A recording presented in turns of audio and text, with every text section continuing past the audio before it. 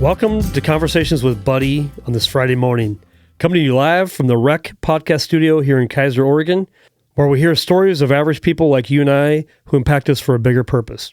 Today's guest is a longtime friend and business coach, Mike Peterson. Welcome, Mike. Thank you, buddy. Well, glad to have you, man. It's awesome to have you here. You're a great friend. I'm just going to give you a little shout out to you.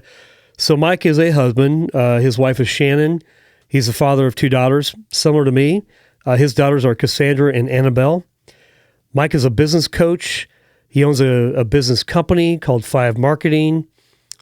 The one thing I'm really proud of you is that you finished 75 hard. So We'll get to that later in the program so you know what that is. He's a world traveler. He's getting ready to travel to Costa Rica tomorrow. And then, Mike, is there anything I've missed? I'm sure there is, but love to know. I don't know how you sum up a lifetime of stuff in an intro, so you did well. Thank you. Awesome. Well, hey, I've got some questions for you. I want to get to know who you are, and so does our audience, kind of how Mike ticks. Who are you? And I think that was a question I wrote down was, people don't really care what you do, but they actually care who you are. So with that said, tell us where you grew up, tell us about your family life, and really how that impacts you today. Yeah, okay. Well, thank you. So I grew up like a lot of people here in the Salem area where I was born and raised here. I don't know any other place as far as where to live. And I look forward to the future where I can get out and explore a little bit as life goes. But born and raised here, I would say I had a middle class family, pretty much right down the middle. Both parents worked for the state. And, growing up, my mom said that I had mentioned to her several times that I was always going to be a business owner. I was always going to be a business owner. And she said it was because I was going to be able to take care of my mom and family and the people around me. And part of that influence came from my grandparents. So they were all Great Depression. You know, there was generation gap in between my grandparents and then myself. So they had kids, my parents had kids late. Got it. So some of my upraising is a little more old-fashioned than some of my peers at that time. And so Grandpa was always an entrepreneur. I always looked up to that gentleman, just an amazing person, self-made in a lot of ways. And so anyways, growing up in Salem, state employees, I saw a lot of the harshness that can come from the state, as far as, that you're paid pretty well, especially now, paid really well. But as you're starting out in those careers, you're not paid a ton. There was budget was a bad word in our family, and we always had to watch and make sure that everything stretched as far as we possibly could. And those things impacted me growing up for sure. Yeah. I mean, as far as the other impact of that, there was a lot of stuff in my life growing up. My parents separated several times, and I got to be kind of in the middle, that ping pong ball, because I was just old enough and have always been really curious about people and connection. And so I got to see the harm that was caused by both sides of a separation. And, again, I think a lot of families have toxicity to some extent, and I would agree with that. That definitely shaped me for a lot of seeing things I don't want to follow. Yeah. Is your mom and dad still married? No, they actually ended up getting a divorce. Probably good for them in that case. Yeah. And unfortunately, my dad passed away in 2016. Okay. So sorry to hear that. So tell me, how long have you and Shannon been married?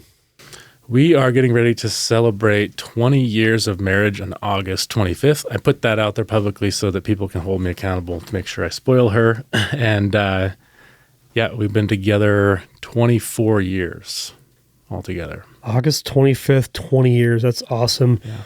And where are you guys going tomorrow? I hear you're going somewhere special tomorrow. Probably not for your anniversary necessarily, or is it? It is. I'm going to be guilty of piggybacking on some business stuff in order to spoil my wife for a trip to Costa Rica. So I'm going down initially for a commitment summit. Okay. With a great group of people that I'm a part of. And then once we're done with that, my wife and I are going to stay at the all-inclusive resort and spoil ourselves and hang out. That is so cool. Actually, a little jealous on that. Costa Rica looks beautiful. I'll let you know. You'll let me know. Yeah. And you recently went somewhere too. Didn't you go somewhere recently in a different country, or am I just imagining that? Not a different country. I travel pretty frequently for a couple of reasons. One, I'm part of a mastermind. Okay. I think masterminds are the shortcut to getting to where you want in life. I think it's the fastest path. That's a whole nother subject. Shortcut, love it. And then for my daughter, my youngest daughter, Annabelle, she's a competitive volleyball player, has been since she was really little. Yeah. And she's on some nationals teams with a club here in town, MPJ. And so we get to travel quite a bit for that. Got it. Well, that's awesome, man. You love your family. You love to support your wife, your daughters, and you're willing to work hard to make that happen. So how long have you been in business? Oh, boy, that's a great question. So Five Marketing was officially started in 2013. I merged with my business partner, Michael, if that's not confusing, Mike and Michael. Yeah. Back in 2013, and I've been running the day-to-day operations of that. Prior to that, I had my own business doing freelance design and development work for probably about 5 years. So it's always been a little bit of a entrepreneurial spirit. Even when I worked for other people, I always had kind of a side hustle going on. Well, I've worked with you a few times, and you definitely have that entrepreneurial spirit. What's your favorite book you've ever read? Favorite book besides the Bible? Besides the Bible, okay. So many lessons there. Yeah. Favorite book? Usually I'm not at a loss for words. Favorite book. Okay, top 5 book. We'll come back. Top 5. You give me one top 5 book. Probably the top 5. Number 1, and it's not so much the concept of the book or the content in the book, but the story of how I got the book. And so it was Think and Grow Rich by Napoleon Hill. And again, love that book. Love the idea of mindset. What you set your mind to, you can achieve. But we were given this book one year by my uncle, and for Christmas. And so you can imagine being a little kid getting this book, and not only do you unwrap a book and you're like, oh, where's the toys? Where's all the fun stuff? But yet it's not even a fiction book. Here's a book that feeds your brain. Yeah. And it was really probably my first introduction to nonfiction. Got it. And he could see the disappointment in my cousin's faces and my face and my little brother's face. And he said, I can see you're not really happy about this gift. I'd like to offer to buy it back from you for $20. Ooh. And so I was raised to appreciate the gifts we were given, even if we don't fully understand the gift in that moment. Yeah. And a couple of my cousins sold them back, and thumbing through the book, and in the book, not in the back, but in the book, the back end, there was a $100 bill taped inside. Oh, and the lesson at that time was, obviously pretty clear to me now, which is making investments in yourself. They're far more advantageous to you. Make investments in yourself. So your Costa Rica trip will be an investment into yourself. Plus, your marriage. Yep. Gotcha. When you coach people or you help people in their business, because I think that's what you do, how do you feel like when you impact somebody for the positive and you help them grow their business? What are you doing, and how does that feel? I think I have to take a step back and realize that what I do on a day-to-day basis almost doesn't matter as much to me as the why that I do what I do in general. So whether it's business, life, personal, relationships, friendships, the thing that's most important to me is that I've got this infinite purpose of hearing absolutely everybody's story. Everybody. And I mean, people who aren't even born yet to people who have already lived. And obviously that's an impossible goal, and that's okay. But the idea of story just really resonates with me. And it's not because I just love hearing stories, but buddy, you've gone through stuff that has really impacted you. Yes. But if you share your testimony or your story with other people, then that can have an impact on me. Absolutely. It can have an impact on the person that's just eavesdropping in the corner. We don't know that the stuff that we went through will help all the people around us. And so there's that, and then there's connection and relationship. So story brings all of those things together.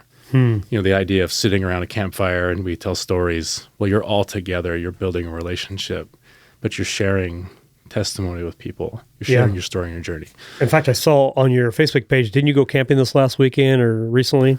Recently, spent some time at the river. Yeah, I love that. That's connecting. In that case, hopefully your wife or your kids.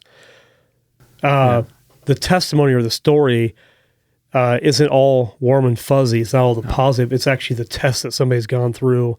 So keep going there. I think you were going to. Yeah, well, I mean, so because I have this infinite purpose that lives out there well beyond something I'll ever be able to achieve, then I've got these finite projects that I work on, right? So business is one of those finite projects. At some point, I may be too old to do what I do, or I may be outdated, or I move on to something else. But so when I help people and when I coach people, what I'm really listening for is, what is their why? Who do they need to reach, and how do we connect those people with that person? So yes, so they can make a sale in their business or do any of those things. Those are all things that we need to have in order to survive. But can I help foster a connection that's way deeper than just that? Again, sometimes we're successful, sometimes we're not. And do you have an example of where you've done that? Something beyond personal, just the lifelong friendships that I've developed with people who I've done business with. So like you, buddy, our first interaction was you helping me with a mortgage. Yeah. And then from that, a friendship has stemmed. Yeah. Same way with my insurance person, my P&C insurance person. I am, we have a huge friendship now. We talk a lot, push each other. And so those are personal testimonies. From a customer standpoint, when you hear, so we've got a customer, they sell a really high-end eyewear. But, growing up, that person was picked on a lot because she wore glasses, and this was, that was part of her trauma. Yeah. And so she opened a store where she helps people really unlock their entire personality through eyewear, to the point that it elevates the confidence that they have and makes them approachable, frames their features. She is all in on this idea of people never having to experience that pain that she went through. Yeah. And so when I hear her share stories of the things that they've done and the customers they've helped, it's just, I take that obligation and say, it's my obligation to help you tell that story in marketing or in coaching, whatever it is that I'm doing. And don't you love working with people who are actually all in? They're actually fully committed. Yeah. Because we can tell when people aren't.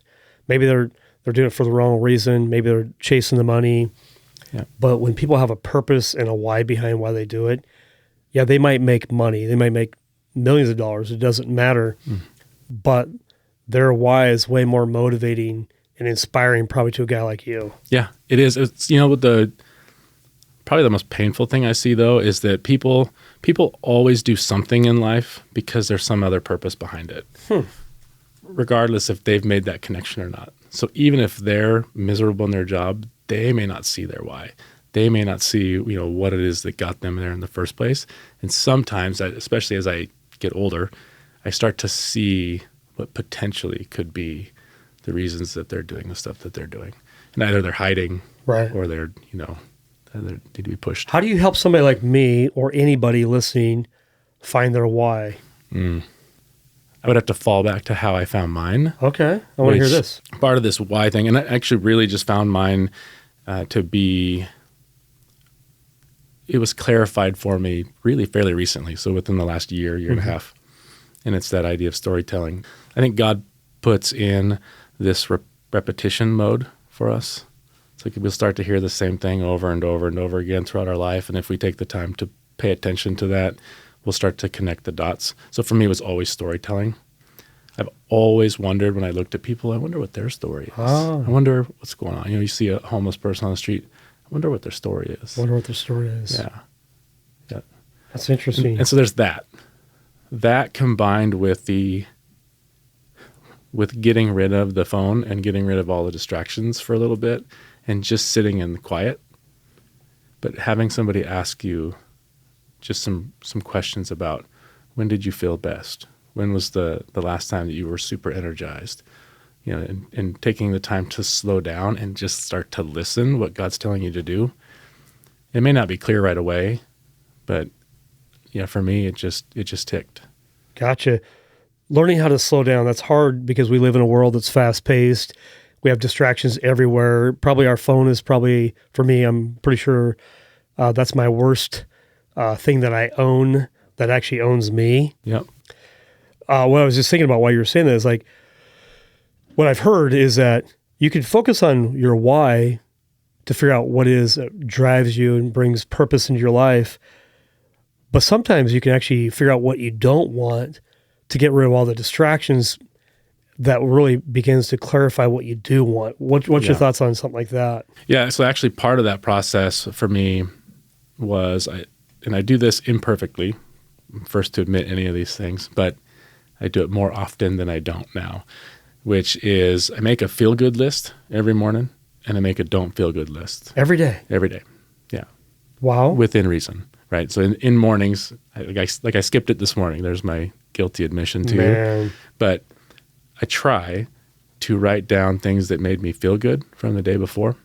So what did I do? Did I go for a walk? Yeah, that was awesome. Did I have porch time with my wife and just hang out and drink coffee? Yep, great. Did I take time to write down my did list and don't do list, right? And then I write down the stuff that didn't make me feel good. Like, that glass of bourbon that maybe didn't make me feel as good today as it did in the moment yesterday, or did not doing yoga in the morning. How does my body really feel? Yeah. And so that, for me, very simple, quick way of kind of keeping score for the day before. But I can also start to go, wow, yesterday my don't feel good list kind of outweighed my feel good list. What's going on there? And then also, are there things here that I continue to repeat that maybe I need to just put a stop to and start to move them to that feel good side? Got it. Very good. It's awesome. What advice would you give? So you and Shannon have been married for come up on 20 years. That's pretty cool, by the way. Thank you. Most marriages don't last 5. I don't know the number, but yeah. What is the secret to a 20-year marriage? I can only answer this from my perspective. So being totally committed to the person that you're with, that's paramount. But you cannot live your life for somebody else. Meaning that when I started making investments in improving who I was, leveling up, as some people would say, then my wife came alongside and saw that. And there were some times when she was a little panicked about, oh, is he outgrowing me? Yeah. But I always issued the invitation, come along.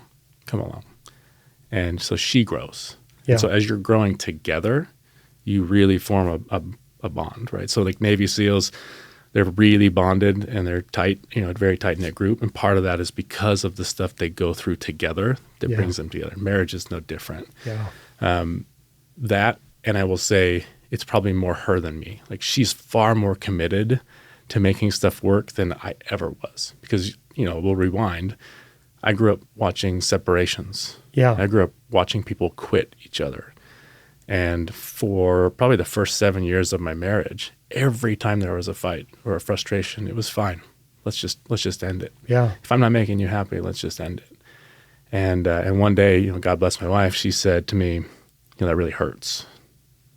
And it's not an option. Now, my wife. Yeah. And the audience doesn't necessarily know my wife, but we have a very playful relationship. And she said to me, by the way, my marriage vows mean a lot to me, so you'll just be dead.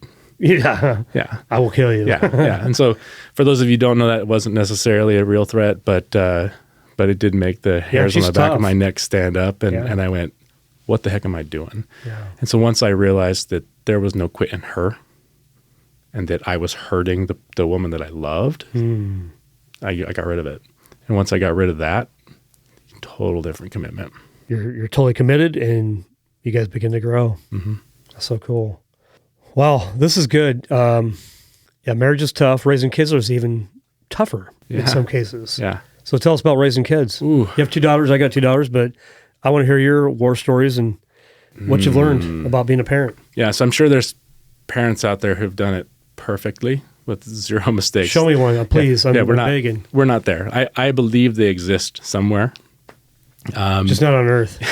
Just not around me. And I'm first to admit that I love my kids deeply, right? Just that whole permanency when they're brought into this earth, you feel that. Yeah. Yeah. Like, I'm going to be your dad forever. You're stuck with me. Yeah. Stuck with me. Sometimes I don't like my kids very much, though. Like, I love them deeply, but there are times I don't like them. And meaning, usually what I'm finding out as I get older is the times that I don't like them, it's when they reflect back to me my worst traits. Ow. Yeah. Ow. Yeah, that hurts. That one hurts. It's good that you actually openly recognize that, because most people just blame the kid or the spouse. It's their fault, but actually they actually follow the leader.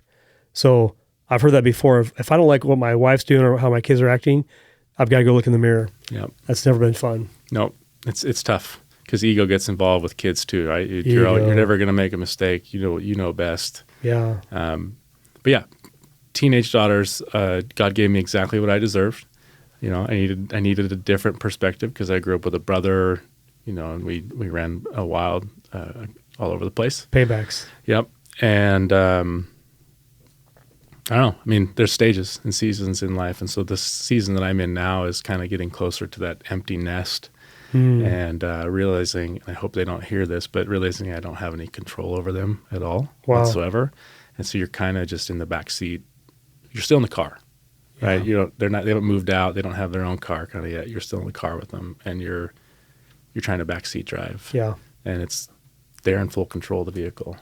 So you're just guiding. You're just guiding at that point in time. I recently become an empty nester. My wife and I did. So our last daughter moved out. I'll just encourage you. It's a cool thing. Yeah. But the last question I have for you is, who's your greatest hero? Greatest hero.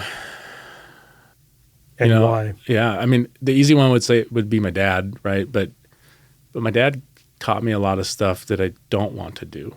Yeah. I mean, great man. Loved him to death, and the community loved him. This group of friends, super friendly, very much the same way that I am, super friendly. But there was alcoholism, and there was some checking out of some times when I think I probably could have needed him most. So I kind of default back to my grandfather, even though there was an age difference. That by the time I was old enough to really understand who he was more, he had a stroke and wasn't fully functioning. But I remember just always admiring the fact that he was self-made. I mean, he was a farmer. He had owned a butcher shop. He was a commercial realtor way back in the day, but just always self-made and always pushed himself forward and took care of his family. And I asked him once, Grandpa, how do you start a business? And he said, well, you jump in with both feet and you just keep digging. You just keep digging and you just keep digging. And someday you look up and you realize you've dug a long ways. And then you'd have to decide, do I keep digging or do I try and find my way out of it? And I didn't understand that at the time, but now, at least to me, that just means that action trumps everything else. You don't always have to have a plan. Sometimes you just need to have a shovel and you just go for it. And then at some point, you do need to take time to reflect. Am I going down the right path? Am I in the right hole? Or do I need to adjust? Yeah. Sounds like your grandpa was a great mentor to you, even though our parents weren't perfect. Sure. There's no book on how to be a perfect parent. And so as we get older, we learn, as we become parents, we learn to show our parents grace that we may not have shown them when we're 15 to 18. Yeah. But what's interesting, your grandpa showed you things that maybe your dad couldn't show you, and he was a mentor in your life. Mm-hmm. And I like that he said, you said action trumps anything else. It's kind of like in marriage, your wife is totally committed. That's both feet in.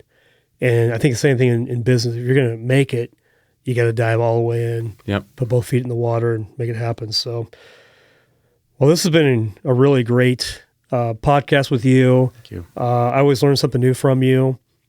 I love hearing the story too. That's why I do this. I honestly want to hear the stories of people because I'm impacted deeply by their story, not by everything that's going well in your life, Sure. but where do you struggle and how do you overcome that? So, well, Mike, thanks for the time. I appreciate it. Yeah, I took some great takeaways from this. Again, action trumps everything else. Get up and just keep moving forward. I don't remember who wrote the quote, but it says, if you're going through hell, keep walking. And that's kind of what you're saying here, because there's going to be tough times in life. Yeah. So let's see here. I just want to make a shout out to The Rec. Appreciate them hosting the podcast for today. We appreciate Mike being on the call with us. So, Mike, if somebody wants to reach out to you, how do they get a hold of you? Sure. Well, they can visit our website, 5 Marketing. It's number 5, IVEmarketing.com, and fill out a contact form there, or just reach out via phone, which is 503-967-4065. Got it. And I can vouch for Mike. He's a great coach. He's a great mentor. He's a great business owner. I know that he cares about my needs. He cares about his client needs. And you'll feel like he's doing this for you and with you. And it's more than just the money. The money's nice, and the freedom's nice, the flexibility's nice, but the purpose and the why behind what you do is great. So thank you very much. We look forward to maybe having you on again sometime after you get back from Costa Rica. Who knows? Sure. We'll hear more travel about that. edition. Yeah. There you go. A travel edition. There you go. Well, thanks for being on today. We appreciate The Rec again for hosting this podcast, and we look forward to our next guest. We'll leave it a surprise for now, and we'll look forward to talk with you soon.